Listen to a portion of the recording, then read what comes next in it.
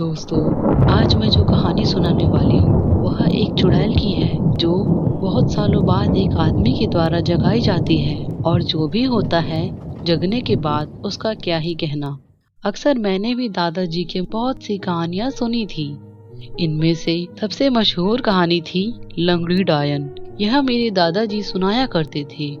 जब वह छोटे थे उनके गांव में एक औरत की शादी हुई थी और लोगों का मानना था कि जो भी घटनाएं होती थी उसका कारण यही था।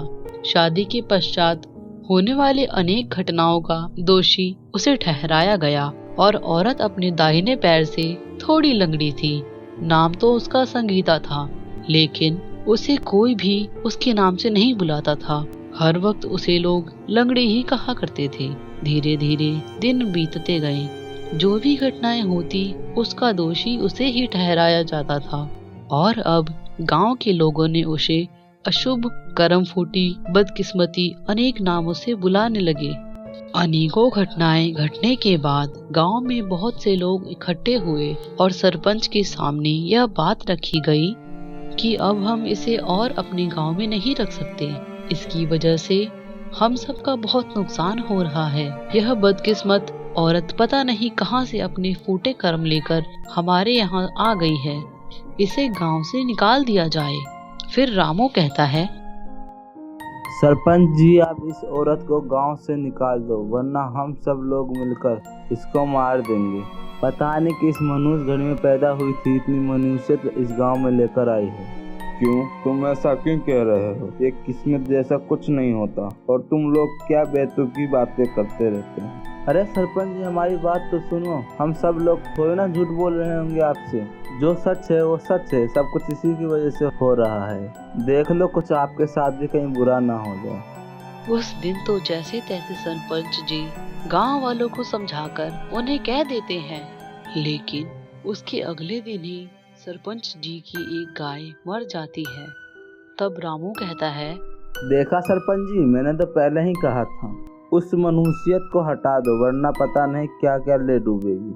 उसे आज ही यहाँ से निकाल दो, वरना हम गांव वाले मिलकर उसे मार देंगे।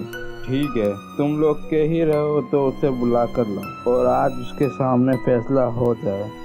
तब गांव का एक सदस्य उसके घर से उसको बुलाकर लाता है तथा संगीता आने के पश्चात सभा में खड़ी हो जाती है।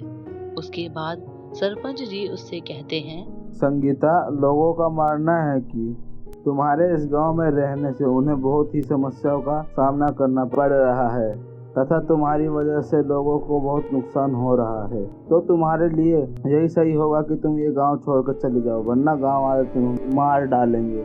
सरपंच जी, मैं कहाँ जाऊंगी? आपको तो पता ही है मेरे माता पिता का देहांत हो गया है और अब जो भी है यही है। अगर मैं ये गांव छोड़कर जाऊंगी तो मुझे आसरा कौन देगा? देखो, हम कुछ नहीं कर सकते हैं। तुम अगर गांव के लिए अभिशापित हो तो तुम्हारे यहाँ से चले जाना ही ठीक होगा। लेकिन संगीता जाती तो जाती कहाँ? उसका इस गांव के अलावा कोई और ठिकाना नहीं था। एक आधे दिन तक संगीता ऐसे ही इंतजार करती रही, लेकिन उसके बाद गांव के लोगों ने उसके घर के सामने भीड़ इकट्ठा कर ली और इस गांव से उसे भगा दिया। उसके बाद जब संगीता भागने के बाद इधर उधर भटकती रही, कोई ठिकाना ना मिलने के बाद कुछ दिनों बाद लोगों को पता चलता है कि गांव के पास के कुएं में ही उसने कूदकर आत्महत्या कर ली है। जिसके बाद लोगों की मनहूसियत तो कुछ कम ना होती, पर अब दिन पर दिन कुछ अजीब सी घटनाएं घटने लगी, क्योंकि संगीता एक लंगड़ी थी और लोगों द्वारा परेशान भी बहुत की गई थी और अब उसकी मृत्यु हो गई है तो उसने एक बुरी आत्मा का रूप ले लिया है।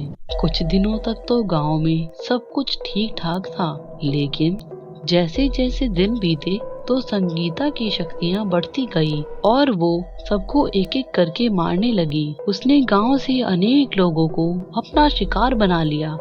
गांव में अकाली आ गई। गांव से सभी लोग भाग चुके थे। जो एक आधे लोग बचे थे वह भी जल्द से जल्द मृत्यु के नजदीक थे। बहुत समय तक आतंक फैलाने के बाद कुछ सदियों बाद अब संगीता की आत्मा शांत हो चुकी थी, लेकिन यह मानना था कि जो लोग भी उसे पुकारेंगे उसकी विधियों के द्वारा वह वापस आ जाएगी। अगर आपको ये वीडियो अच्छी लगी तो लाइक करें और हमारी आगे की कहानियों को देखने के लिए हमारे चैनल को सब्सक्राइब भी कर लें। और हाँ दोस्तों, कमेंट करना ना भूलें।